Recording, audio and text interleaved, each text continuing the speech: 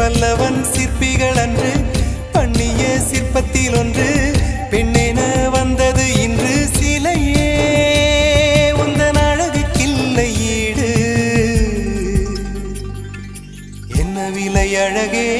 சொன்ன விலைக்கு வாங்க வருவேன் விலை உயிர் என்றாலும் தருவேன் இந்த அழகை கண்டு வியந்து போகிறேன் மொழி இல்லாமல் ஒரு மொழி இல்லாமல்